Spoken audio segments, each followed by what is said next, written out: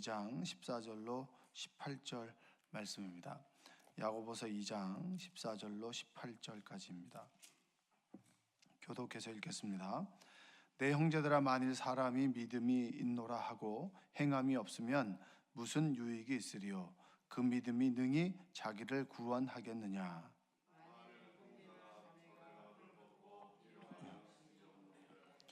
너희 중에 누구든지 그에게 이르되 평안히 가라, 덥게 하라, 배부르게 하라 하며 그 몸에 쓸 것을 주지 아니하면 무슨 유익이 있으리요?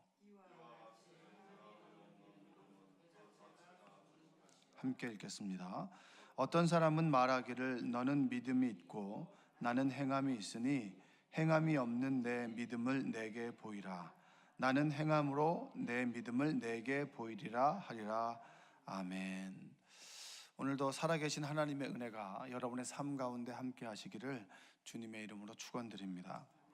날씨가 좀 쌀쌀해지는데 기도의 끈 놓지 마시고 기도로 겨울을 준비하는 여러분들 되시기를 원합니다.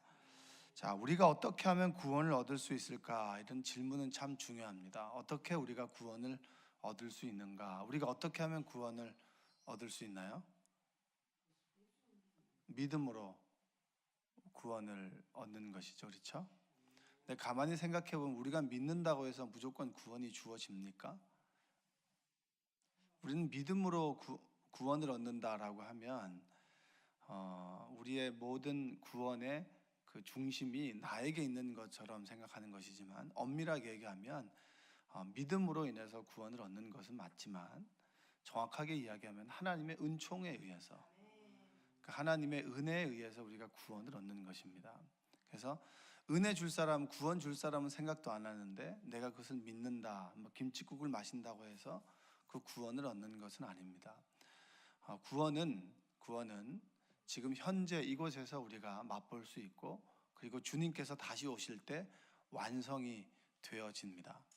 그래서 그 완성될 구원을 내가 믿는다에 있어서 전제 조건은 하나님께서 주시는 은혜입니다. 은총에 의해서 우리가 구원을 얻고, 그리고 그 은총의 주심을 믿는 그 믿음이라고 하는 것은 수도꼭지에서 그 수도꼭지를 열면 물이 나오듯이 하나님의 은총 앞에 나아가는 길이 무엇이냐면, 내가 예수 그리스도를 믿습니다, 하나님을 내가 구원자로 믿습니다 라고 하는 믿음의 고백인 것입니다. 그래서 엄밀하게 이야기하자면 구원은 하나님의 은혜로 받습니다. 그 은혜를 내가 믿는 믿음에 의해서 나에게 구원이 임하고, 그리고 이 땅 위에서의 삶 속에서 천국, 하나님께서 나의 삶을 인도하시고 내 마음을 인도하신다라고 하는 것을 믿고, 풍랑이 있는 그런 바닷가에서 평안을 누릴 수 있고, 그리고 주님께서 다시 오실 때 완전하게 우리 구원이 이루어지게 된다고 성경은 이야기해 주고 있습니다. 그래서 에베소서 2장 8절에 보면 너희는 그 은혜에 의하여 믿음으로 말미암아 구원을 받았으니 이것은 너희에게서 난 것이 아니요 하나님의 선물이라. 아멘. 그러니까 그 은혜에 의해서, 그 은혜를 우리가 믿음으로 구원을 받는 것이지, 내가 믿는다고 해서 무조건 구원이 내 힘에 의해서 자력으로 이루어지는 것은 아닙니다.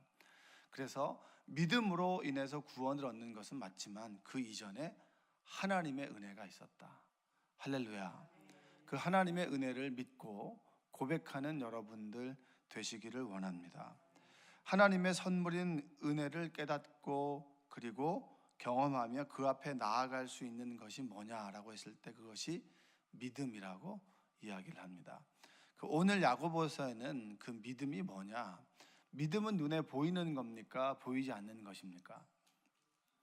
보이는 것입니까? 보이는 것입니까? 야고보서는 보인다고 얘기를 하는 거예요. 우리는 흔히 그냥 내 생각으로 내가 예수님을 믿습니다, 그리고 내 마음으로 예수님을 믿습니다 라고 얘기하면 그 믿음이 온전한 것 같다고 스스로 생각할 수 있지만, 야고보는 그런 믿음은 아니라는 거죠. 내가 예수님을 믿습니다라고 하는데 저 사람의 믿음이 진짜일까 반신반의하게 되는 믿음의 사람들이 많이 있을 때 야고보는 그런 믿음이 좀 문제가 있지 않겠습니까? 라고 문제 제기를 하면서 이야기를 우리에게 해주고 있습니다. 자, 2장 14절 한번 읽어보겠습니다. 자, 시작. 만일 사람이 믿음이 있노라 하고 행함이 없으면 무슨 유익이 있으리요? 그 믿음이 능히 자기를 구원하겠느냐? 자, 우리는 여기서 믿음하고 행함하고 자꾸 분리를 하려고 하는데, 아는 것과 행하는 것을 사실은 분리를 해야 되는 거지, 믿음하고 행함은 분리되는 것이 아닙니다.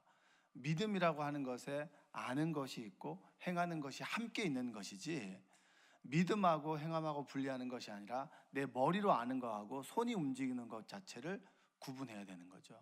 믿음은 머리로 아는 것뿐만 아니라 손으로, 발로, 내 몸으로, 내 땀을 흘리는 것까지 포함되어서 그것을 믿음이라고 야고보는 우리에게 얘기를 합니다. 이 얘기는 뭐예요? 믿음이라고 하는 것은 그냥 아는 거, 그냥 우리가 그냥 지식적으로 아는 거. 그러니까 영지주의, 요한일서나 요한복음에 나온 게 영지주의입니다. 영지주의는 지식, 새로 하나님에 대한 신령한 지식을 아는 사람이 구원을 얻는다라고 하는 것에 반대급부입니다. 그래서 아는 것만이 아니라 예수가 나의 그리스도라고 하는 것을 깨닫는 것뿐만 아니라 그것이 나의 삶 속에서 변화로 나타나게 될 때, 이 사람의 믿음이 온전한 믿음이다. 엄마들이 애들한테 숙제해 그랬는데 네 그랬고, 숙제를 안 하면 그게 숙제하는 거예요, 안 하는 거예요? 부모님 말씀을 듣는다라고 하는 것은 네 하고 숙제를 하면 부모님 말씀을 듣는 것이죠. 그런데 우리는 믿음이라고 하고 네라고 얘기하는 것만 믿음이라고 하는 것은 온전하지 않다. 그것을 야고보서가 자꾸 이야기를 해주고 있습니다. 그래서 행함이 없으면 무슨 유익이 있겠느냐? 그 믿음이 능히 자기를 구원하겠느냐? 여러분, 내가 가지고 있는 믿음이 기본적으로 나를 설득할 수는 있어야 되잖아요. 어려운 사람이 있는데, 내가 정말 저 사람을 도와줘야겠다라고 하는 것은 하나님께서 나에게 그런 마음을 주셨습니다. 그랬을 때 내가 지갑을 열어서 돈을 내어주는 것까지가 믿음이라고 야고보는 이야기를 해주고 있습니다. 그러니까 참 불쌍하다는 것은 누구나 느낄 수 있는 것인데, 불쌍하다는 마음도 하나님께 주신 것이고, 그리고 여기서 도와주라고 하는 것도 하나님이 주신 마음입니다. 그러면 도와주는 것까지가 되어야 그것이 비로소 온전한 마음이다. 그래서 야고보는 그 믿음이 너를 설득할 수 있어야 된다. 너에게 납득이 돼야 된다. 여러분, 천국 갈 수 있는 믿음을 가지고 계십니까?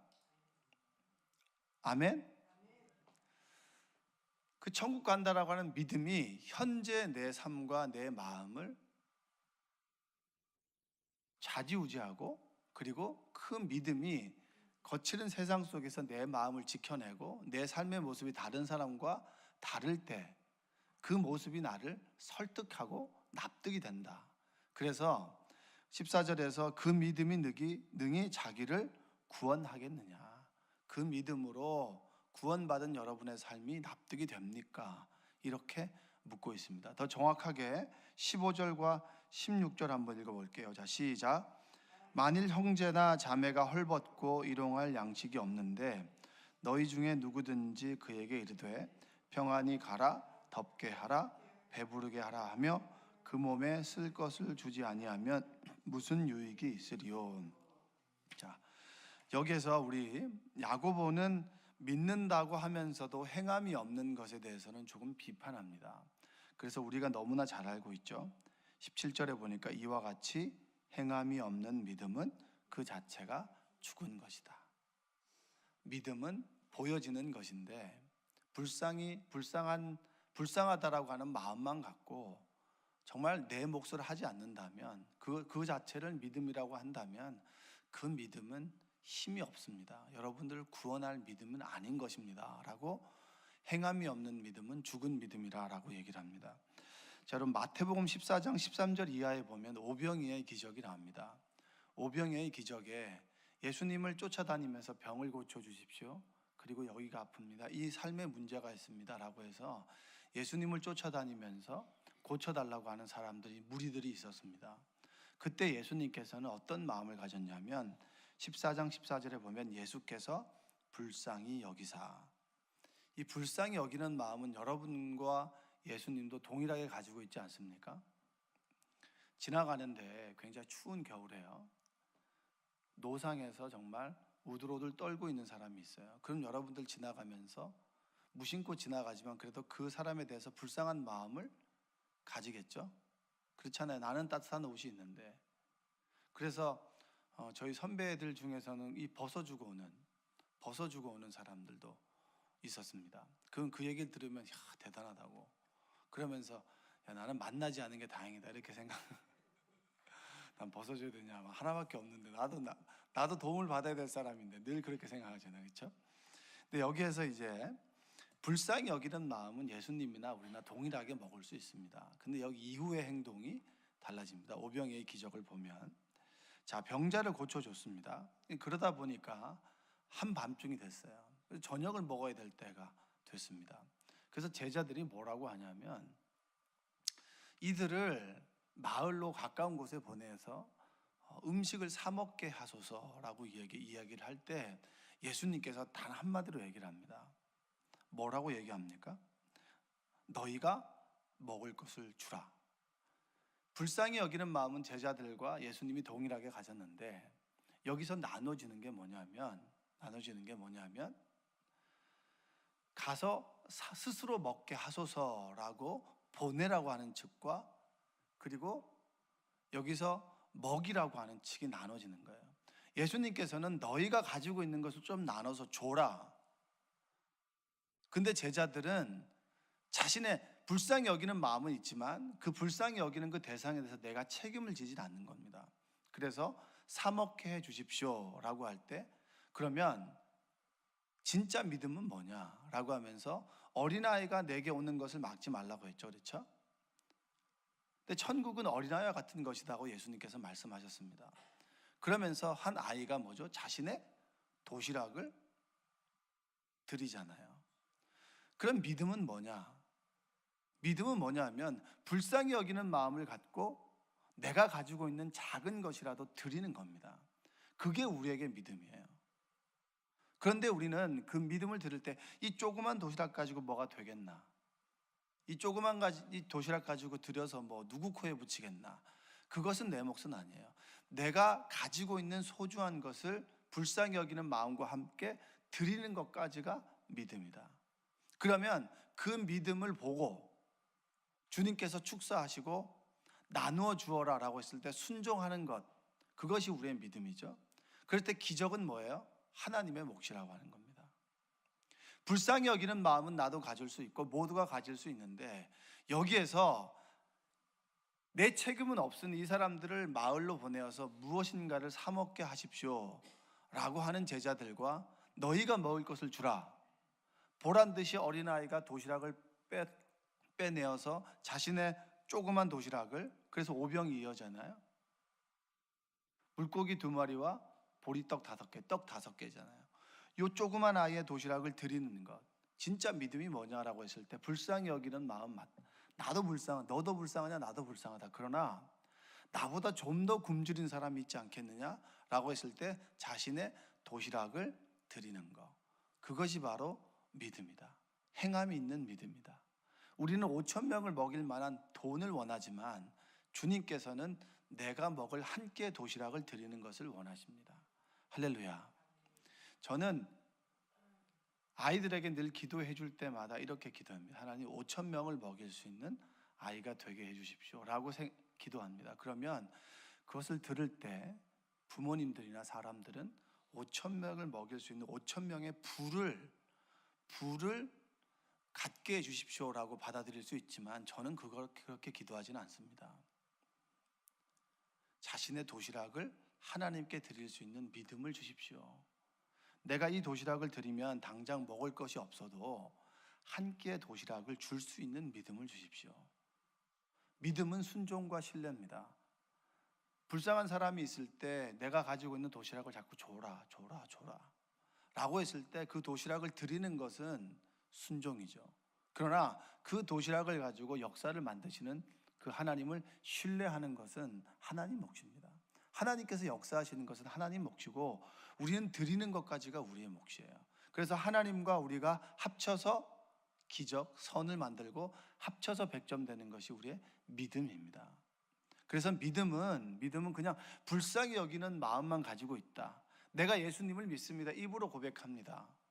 그러나 마음으로 믿어 내 삶 속에서 변화가 보여질 때 그때 온전한 믿음이다. 죽은 믿음이 아니라 역사를 만드는 믿음이라 라고 오늘 성경은 우리에게 증언해 주고 있습니다.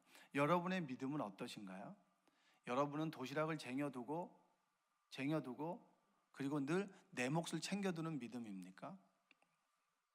우리가 능히 이렇게 얘기하잖아요. 정말 어려운 상황 가운데 있는 사람에게 이렇게 얘기합니다. 하나님께서 큰 믿음의 사람으로 만들기 위해서 여러분들을 훈련시키는 거라고 그렇게 얘기하잖아요. 그렇죠? 그건 정말 우리의 바람이죠. 아파 죽겠는 사람한테 이 고통을 통해서 더 큰 믿음의 사람으로 나아갈 겁니다라고 하는 것은 순전히 나의 바람입니다. 나의 바람이죠. 그때 아픈 사람에게 죽이라도 써주는 게 믿음이다. 야고보는 얘기를 하는 거죠. 설렁탕이라도 한 그릇 사다 주면서 간절하게 기도해 주는 것이 믿음이라고 얘기하는 거지. 괜찮아. 하나님께서 더 큰 거 주실 거야. 왜 자꾸 하나님 노릇을 우리가 하는지 모르겠어요. 그게 우리가 가지고 있는 태생적인 한계죠. 자꾸 답을 주려고 하는 거예요. 답은 우리도 모르는, 내 인생의 답은 나도 모르는데 왜 자꾸 타인에게 가서 자꾸 답을 주려고 합니까? 그건 여러분과 저도 동일하게 가지고 있는 그런 실수 중에 하나입니다. 그것을 대단하게 큰 믿음이라고 얘기하죠. 실망과 좌절 가운데 빠져 있습니다. 실망과 좌절 가운데 빠져 있습니다. 어떤 일을 계획하고 그 일이 잘 될 거라고 생각했는데 그 길에서 벗어나서 실패를 맛보았어요. 그러면 그 사람에게 찾아가서 듣고 싶지 않은 말을 자꾸 하는 거예요. 하나님께서 단련시켜서 큰 믿음으로, 정금과 같은 믿음으로, 들은 건 있어가지고 정금과 같은 믿음으로 만드실 거라고 그렇게 얘기하지 말라는 거예요. 함께 울어주고 설렁탕 한 그릇 사주라는 거예요. 그게 믿음이라고 하는 겁니다. 자꾸 답을 주려고 그 몫은 정금과 같은 믿음으로 나아가는 것은 그 사람과 하나님께서 만들어갈 몫이고, 나의 믿음은 뭐냐? 불쌍히 여기는 마음을 가지고 함께 아파하고 그리고 함께 기도해주고 그리고 하나님께 간구하는 것까지, 그까지가 믿음인 것이지. 우리가 흔히 이렇게 얘기하잖아요. 또 아파하는 사람이 기도할게. 이거 정말 기도하는 사람이 있는 반면에 인사말로 기도하는 거 있잖아요. 그냥 믿음이라고 하는 게 뭡니까? 그의 삶에 대한 불쌍히 여기는 마음을 가지고 내가 정말 그 사람에서 기도해 주는 것까지가 믿음이다. 그래서 야고보서는 행함이 없는 믿음은 죽은 믿음이다. 이렇게 이야기를 합니다. 한번 따라서 해볼까요? 행함이 없는 믿음은 죽은 믿음입니다. 자, 18절 한번 읽어보겠습니다. 시작. 어떤 사람은 말하기를 너는 믿음이 있고 나는 행함이 있으니 행함이 없는 내 믿음을 내게 보이라. 나는 행함으로 내 믿음을 내게 보이리라 하리라. 자, 여호수아가 모든 정복을 마쳤습니다. 5년 동안의 가나안의 정복을 마치고 난 다음에 사람들에게 뭘 선언했습니까? 오늘 택하라. 바알을 택하든지 하나님을 택하든지 너네들 내일로 미루지 마라. 택하라. 그러나 나와 내 집은 지금 여호와를 택하겠다. 이것이 믿음이에요. 그냥 내가 입술로만 생각으로 믿는다라고 하는 것이 아니라, 추수감사주일입니다. 감사주일이죠. 하나님께 너무 감사하죠. 하나님께 주신 것이 감사합니다. 그러면 그 감사라고 하는 것은 주고받는 것이라면 내가 내 마음에 있는 감사를 하나님께 드릴 수 있어야 됩니다. 그것이 진정한 하나님과의 나의 믿음입니다. 나는 하나님께 한없는 것을 받았는데 나는 내 것을 자꾸 쟁여둬요. 그것은 온전한 믿음이 아니라고 말할 수 있는 겁니다. 하나님께서 내 건강을 지켜주셨고 내 자녀를 이렇게 생겨주셨습니다. 그랬을 때 내가 하나님께 드릴 수 있는 것이 뭘까요? 그리고 내가 이 생명나무 교회라고 하는 곳 신앙생활하면서 정말 많은 것을 얻었습니다. 많은 것을 받았습니다. 하나님께 감사하죠. 감사하다라고 하는 것을 마음으로만 갖고 있는 것은 아니라고. 내가 연인에게 내가 너를 사랑한다 라고 이야기하면서 너가 내 인생에 내 중심에 찾아와 준 것이 너무나 고마워 라고 말만 하는 것과 그 말과 함께 내가 그에게 표현할 수 있는 표현을 하는 것과는 다른 것입니다. 믿음이 뭡니까? 라고 했을 때 존 웨슬리는 이렇게 얘기하는 거예요. 진정한 회개는 지갑의 회개입니다. 내 물질과 내 마음이 동일해지는 겁니다. 여러분들이 돌아오는 주가 추수감사주일로 드립니다. 1년을 돌아보죠. 1년을 돌아봤을 때 하나님께서 여러분의 삶 가운데 개입하셔서 주고 그리고 행하신 은혜가 참 많아요. 그 은혜를 여러분들이 감사합니다, 감사합니다 라고 하는 감사의 표현과 함께 내 물질과 내 마음과 표현을 할 수 있는 것이 진짜 온전한 믿음이고 감사다. 여러분들이 여러분의 믿음을 한번 돌아보는 귀한 시간이 되었으면 좋겠습니다. 그래서 야고보는 나는 행함의 믿음을 가지고 너에게 보여주겠다. 나는 행함으로 내 믿음을 내게 보여주겠다. 내가 내 몸이 움직여서 진짜 보여주겠다. 여러분들이 행함이 없는 믿음이 아니라 행함이 있는 믿음으로 온전한 믿음 생활하시기를 주님의 이름으로 축복합니다. 사람들이 여러분에게 믿음이 있다 없다라고 했을 때 여러분이 입만 가지고 하는 고백은 그 고백이 아니라 여러분의 삶의 모습을 통해서 보여지는 것 아니겠습니까? 여러분들이 정말 아는 것 많고 그리고 늘 말하기 좋아하는 믿음이 아니라 몸으로 행동하는 여러분들 되시기를 주님의 이름으로 축원드립니다. 기도하겠습니다. 사랑과 은혜가 풍성하신 아버지 하나님 감사합니다. 하나님께 받은 것이 너무나 많고 그리고 구원받을 믿음이 나에게 있다. 사람들이 천국에 갈 믿음의 확신이 있습니까? 라고 얘기하면 아멘으로 대답하지만 내 것을 조금 나누어서 타인을 도와주어야 된다라고 할 때는 망설이진 않습니까? 자꾸 채우려고 하기보다 하나님께 드림으로 하나님께서 온전히 내 삶을 축복하도록 비워내고 하나님의 성령의 충만함을 얻는 그런 믿음의 사람들이 되게 하여 주시옵소서. 날씨가 점점 쌀쌀해지고 있습니다. 새벽에 일어나 이 성전까지 오는 것이 고민되기도 하고 그리고 때로 피곤하여 힘들고 추워서 몸이 움츠러지기도 하지만 기도의 자리 그리고 주님과의 만남의 자리가 온전히 회복되게 하여 주시고 그리고 내 믿음이 내 발을 움직일 수 있는 온전한 믿음 될 수 있도록 하셔서 손과 발이 수고하는 믿음의 사람들 될 수 있도록 주님 도와주시옵소서. 예수님의 이름으로 기도합니다.